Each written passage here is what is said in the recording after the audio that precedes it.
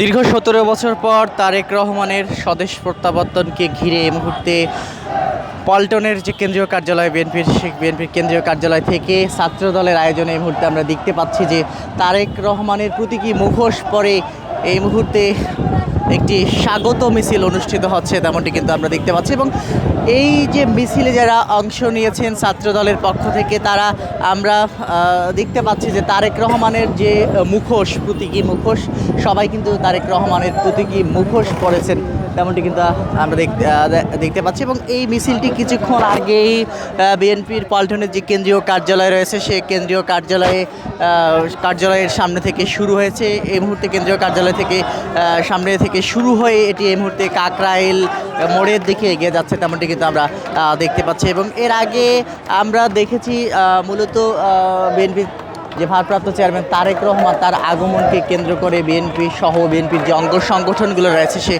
অঙ্গ সংগঠনগুলোর নেতাকর্মীদের মধ্যে বেশ উল্লাস উদ্দীপনা আমরা লক্ষ্য করছি। প্রত্যেকটি যে অঙ্গ সংগঠনগুলো রয়েছে তাদের নেতাকর্মীরা তারা কিন্তু এই তারেক রহমানের আগমনকে কেন্দ্র করে বিভিন্ন কর্মসূচি পালন করছেন। এবং আমরা যেটি জানতে পেরেছি, তারেক রহমানের আগমনকে কেন্দ্র করে আগামীকাল 300 ফিটে তারেক রহমানকে সংবর্ধনা দেওয়া হবে, তেমনটি কিন্তু আমরা জানতে পেরেছি। এর আগে তিনি বাংলাদেশে আসবেন, যেখানে মূলত বিমানবন্দর থেকে সরাসরি তিনি 300 ফিটের একটি গণসংবর্ধনায় অংশ নেবেন। এরপর সেখান থেকে গণসংবর্ধনা শেষে বিএনপির চেয়ারপারসন বেগম খালেদা জিয়াকে তারেক রহমান তার মাকে দেখতে যাবেন সেখান থেকে সরাসরি এভার কেয়ার হাসপাতালে। যেহেতু দীর্ঘদিন ধরে রাজধানীর এভার কেয়ার হাসপাতালে বিএনপি চেয়ারপারসন বেগম খালেদা জিয়া চিকিৎসা নিচ্ছেন, তারেক রহমান সরাসরি এসে তিনি তার মাকে দেখতে যাবেন, এমনটি কিন্তু আমরা